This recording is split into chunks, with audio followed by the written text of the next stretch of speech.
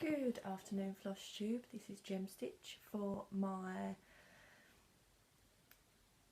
August-September update. I had to think then what month I was in. Yes, so it was only been about 3 weeks since I last posted, but that's because I got a little bit delayed. So I'm trying to get back on track by posting mid-month. But I'm not going to keep going on about that. So first thing I'd like to say is thank you to all my subscribers, and thank you to any new subscribers for subscribing, and thank you for anyone that comments and for all your support. You've been really supportive, and it's really nice to hear from you. And if you've got any questions, then please ask, and I am going to address one of the questions that I was asked in from my last video. So I think what I'm going to do is show you where I'm at and what I've been doing, and what my plans are for October, and then address the question and show you what I've been doing otherwise. So as I said in my last video, the end of October was really busy for me and the beginning of September was really busy for me. So actually I didn't manage to get any stitching done when I was on holiday. So actually, when I think about it, probably August, September, probably, and it's not even over yet, September. I probably didn't get much stitching done at all, so probably like a normal month's worth. If I'd had the 2 months, I think I probably could have finished this project, but because I haven't, yeah, it's just one of those things. So the project that in question was to go along with the September sale, Stitch Along, which is It's All an Illusion, and that's been hosted by Stitch Mania. And it was a Glendon Place project. I'll just show you the pattern. And that was Sleepy Hollow. So I've actually worked on this August and September because it fitted the brief for both. So for me, that's fine. So I'm going, there's not that much of a difference, but I am going to post a picture of where I was last time I showed it to you from my last video. So I'm going to post that here.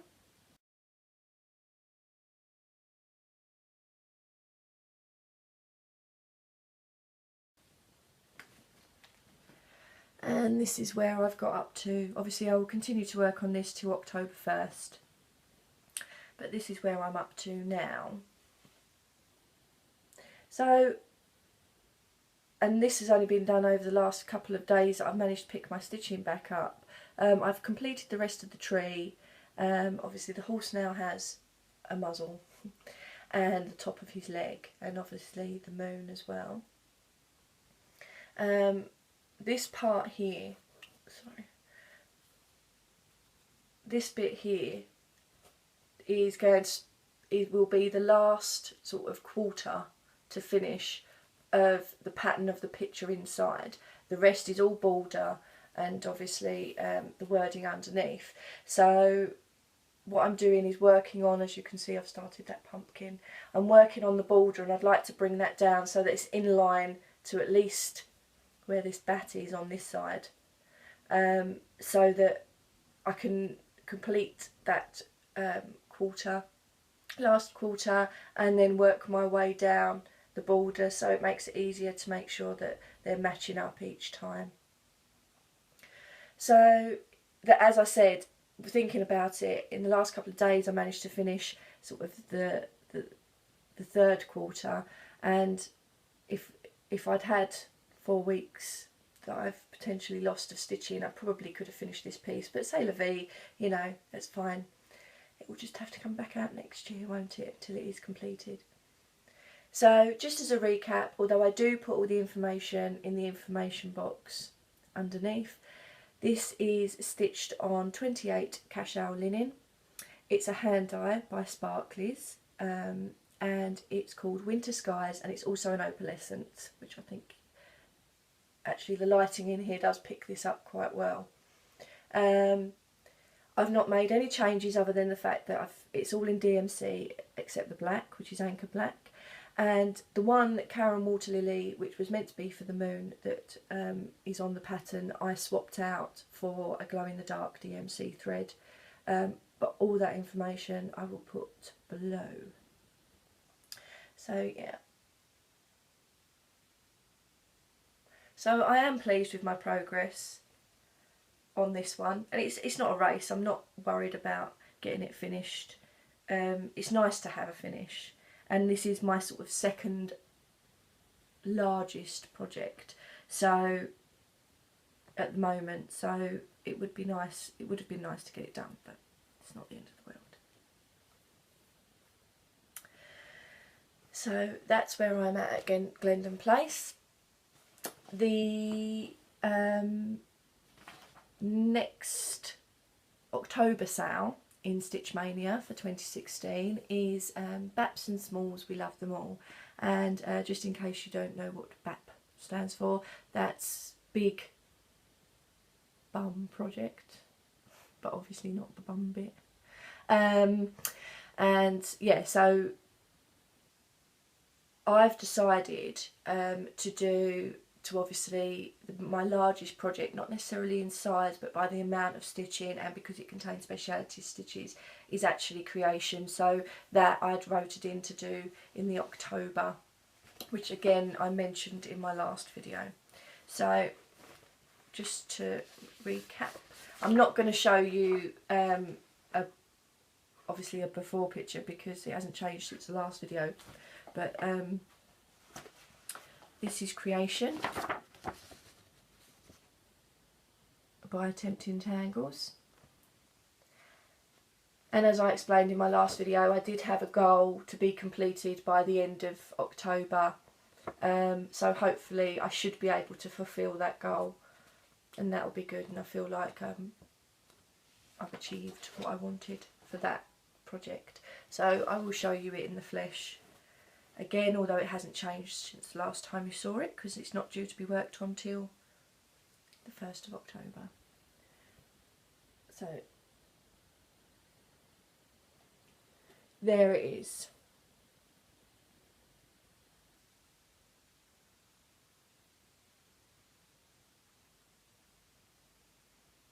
So yeah, that will be my next project for next month. I have also been busy, other than being on holiday and enjoying myself, I have also been busy. I did come back and I didn't want to get straight into my stitching straight away. I had some other things that I wanted to complete and do. I didn't manage to meet all my goals in my other things that I wanted to do, but I met some of them, so I'll show you those now. So I have got 3 pieces that need to be finished. One is the Bethany Sampler, but as I said, I'm on hold with that one just till see whether I can find a frame. I have got a frame as a fallback plan if I can't find one that I really like. So I've got that on hold until the end of October. But I could have framed one of my finishes from this year, which was the Christmas Carol sampler by the Primitive Hair. I didn't do that. But I did finish the Box of Delights by Liz Almond. I actually finished the piece as such in mid-year, May, but I found a frame. Now, I wasn't sure whether I was going to turn it into a cushion, and it does seem like I seem to be framing a lot of pieces, but I found a frame for it. I did have to stain the frame to get it to the colour that I wanted for it, but yeah, so I framed it instead. So this is Box of Delights by Liz Almond. I'm hoping that it's not going to have too much glass. I haven't put a backing bit on it yet. Too much glare rather than too much glass. So I think you should be able to see that. It's in a box frame. So I stained this because I wanted it dark wood, and the you can't really see, but the the wood inside is actually gold, because I've used gold, so you can see the light, but I've used gold in Petite Treasure braid for the frame, and some of the metallics that was called for. And obviously it's got beads in it, which is great because obviously there's half-inch gap, so it doesn't touch the beads at all. And it's square. It's, for some reason I find it quite difficult to find square frames, so when I see this, and I keep all my measurements on my phone under notes, so that I can always, and a measuring tape in my bag, so that if I do find anything, I can always quickly measure to make sure it will fit. And when I see this, and I thought, oh, that will do, that will fit. So I can't show you it side on because it will get the glare, but I need to put a bit of cardboard on the back. It did come with backing, but it's really thick card that they put on the back, and it doesn't need that because it's going on the wall. So I just need to back it with some more card, thinner card, just to protect it. But yeah, I'm pleased. This is on 28 count. It was a I believe it was January. It was a sparklies, hand dyed. It didn't have a name. It was like January 2015, I would think. Yes, it would have been 2015. I've used Petite Treasure braid. I've used Jodrey Designs Antique Silks for the colours and DMCs, and I've used acrylic for the centre and some chocolate Mill Hill beads. I'll see whether I can find that information, and I'll put all that information down below. But yeah, this wood stain, this comes in like a pine, just a plain wood colour, and I wanted it dark to make just to make it pop. So this took about 10 coats of wood stain, but I have so much of it left, and if I ever buy another piney frame, then I can use it on that too. So I don't ever worry about things like that. So I did get one fully finished, so I'm pleased with that. Right, now I did have a question about my Bethany Sampler and how I did the spacing for the Bethany Sampler. So I've tried to think of a way to explain it as clearly as possible, but if you don't understand what how I'm trying to explain it, then please just tell me, and I'll try to think of another way of explaining it. But just to recap, this is the Bethany Sampler. As I said, I haven't framed it yet. And it was in regards to how I space them, because I've brought the pattern. Because the way the pattern is laid out on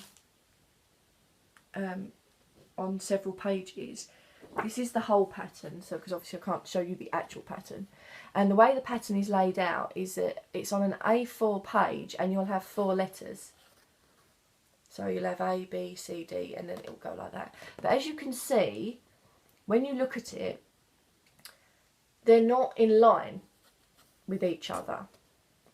Now that's fine if you're going to stitch the whole alphabet, because that looks really pretty. So that you would just follow your normal grids and count across and count down and those sort of things. But if you're picking certain letters, as I did, obviously it becomes a bit more of an issue, because they're not fitting within a certain, like they're not all in a line. The way I did this, and it was actually, it does actually mention it on the Casa Sanina website where I bought this from, is that actually each letter fits within a 50 by 50 block of stitches. So obviously the way patterns work is that you have your grid lines, and then usually every 10 by 10 block is it's got a slightly darker line going around each block. So if you actually looked at the letters, if you was to have this pattern, you would see that each one, even though some of the cakes are one side of the letter or in the middle or the opposite side, they all still actually fit within a 50 by 50 square. So the way I did it is that I felt it was more important for me, but this could be different for other people and depending on what you was doing for your project. It was more important for me that my letters at the top all lined up, because it didn't matter if some come a little bit further down, they was all going to still be within their 50 by 50, or as long as it all lined up at the top, it would be fine. And as long as I stuck to the fact that each letter is within that 50 by 50 square block, I would never get an overlap. And the way that I did that, trying to explain it, I've sadly drawn up a little mock, so hopefully you can see that. So what I've done here is that, pretend that this is your normal 10 by 10 block, and obviously the lines of a 10 by 10 is usually thicker, slightly darker than the lines of each individual stitch space. Now each letter would come in, I've done 4 by 4 because to fit it on the page, but would in this case comes in a 50 by 50, but the principle's the same no matter which way round you look at it. So each letter would be in this block as such. So the way I would do it is that I'd stitch the letter, and this would be the top line of the letter that I'd be working on. I'd stitch the letter, and then whatever was left up till that 50 block, I would count, and then I'd make a note, or I'd use a little pin like a needle to put it into a count across, put it in, and then the next letter that I needed, I would go to the top of the next letter that I needed, the top row of stitches there, and I would count from the beginning of the 50 on that letter, and I would count the number that I needed until I had to start stitching again, and basically add those two together. That would give me equal spacing. They would never overlap, even if the cakes sort of, I think actually in the case of the B and the E in Bethany, is a perfect example, because the cakes, oh no, because they actually line up. Let me have a look. T and H. The cakes are actually not on the same side. Can you see? So you've got the T and the cakes this side, and then you've got the H and the cakes technically on the same side. But I knew they wouldn't touch because this is charted within its 50 by 50, and so is this. So I would just count to the end of where this 50 block finished, and I would count to the top to get to the top row of stitches where that 50 block started and finished, obviously butted up together, and that would give me equal spacing. And obviously they all line up because they're all the top letter. It was more important that the top letters for me all lined up.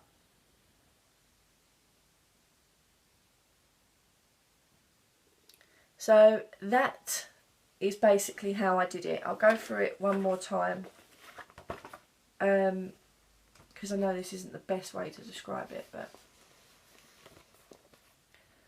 you've got your 10 by 10 blocks. The top row of stitches is what I want to line up on different letters, and I've got 2 different letters. So once I've stitched this row, it's still within its blocks. I would count the number of stitches I needed till it reached this letter's individual block of 50 by 50. Then I'd move to the next letter that I needed, and I would count to the beginning of the stitching of the top row of stitches on the next letter within this letter's 50 by 50 block, and I would add this bit and this bit together basically, and that would make sure that they'd be equally spaced, and actually in theory that 50 by 50 block is being butted up against that 50 by 50 block. And that's also a good way to work out how the length of fabric that you actually need. For example, if your name's a 3-letter word, then, and it's a 50 by 50 block, then you know it's going to be 150 stitches long, but it's only going to be 50 stitches down, because obviously, unless you change it, but if you're having it all in a line, that's how it's going to work. And then all you've got to do is add your border. So that's a good way of working it out. I'm not saying that all their patterns do this, and unfortunately I can't show you the back, but I did actually purchase another pattern. I'll open it. From the same company. This one's for me when I get a chance to do it.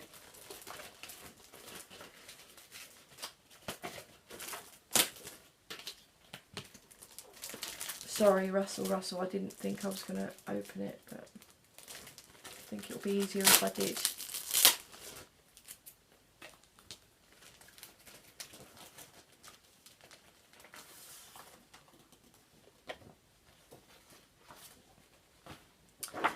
So this one is called Audrey,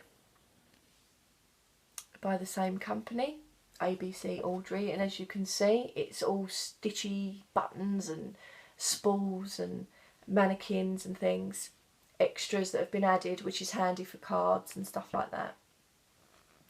But again, when I look at the letters in this, I would line up all the letters. I would still do the same thing.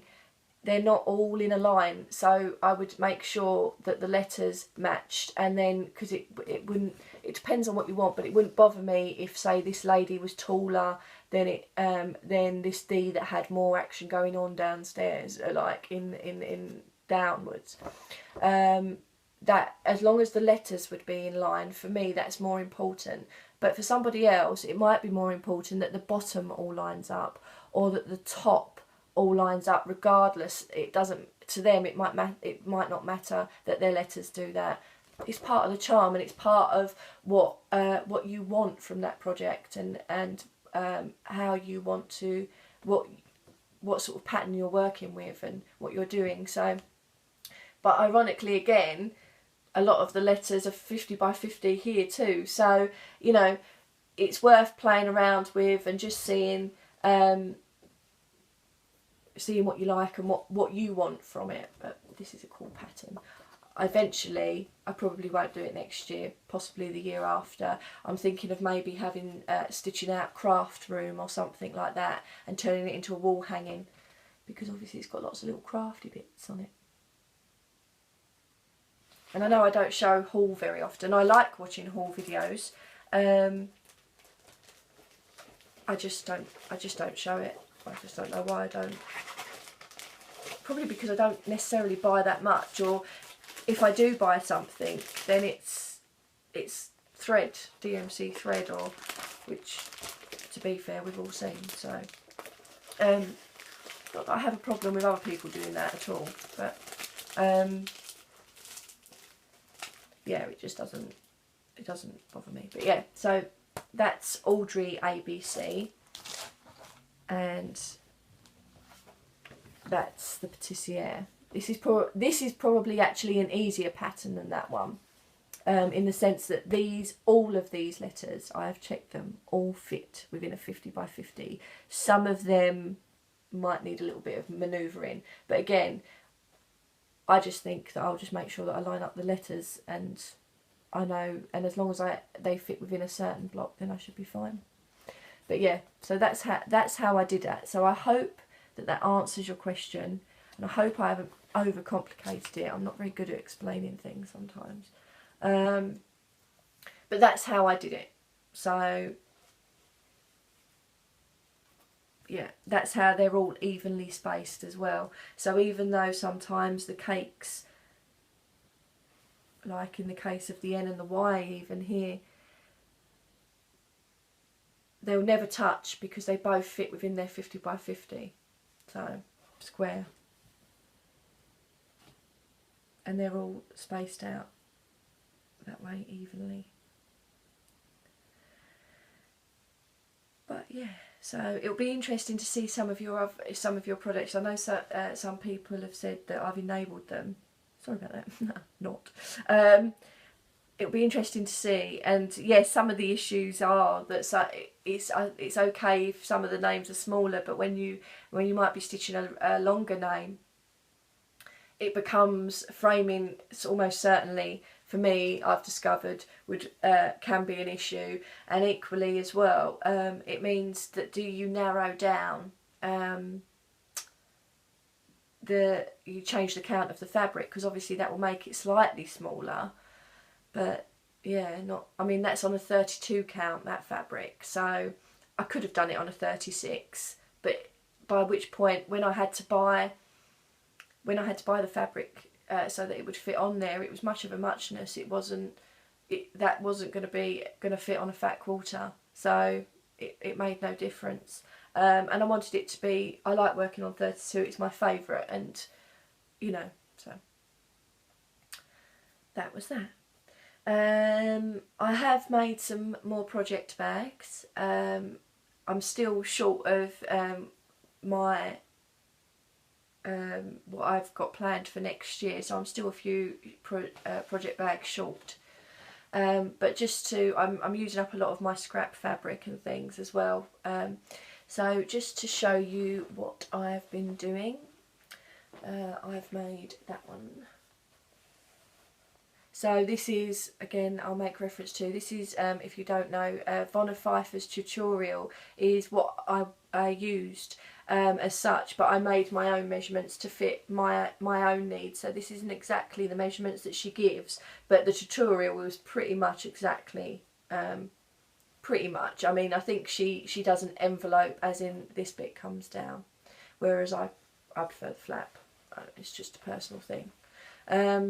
And yeah, and then obviously I've put buttons on, whereas Vonna uses Velcro in hers. But that's the idea, but it's still an inspiration, and she's still an inspiration. I still love watching her videos. So yeah, this is housing my new start, for which I'll tell you about nearer the time, for January. So I thought that that'd be very afternoon tea and strawberries. So that's that bag. I've made one for my Christmas project, so I'm pleased with a lovely poinsettia pattern.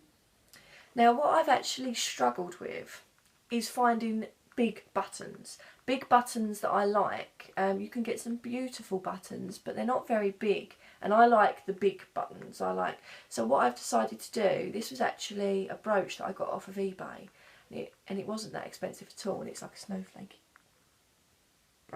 brooch with sparkles.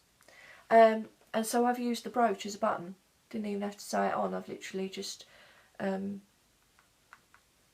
it into the material.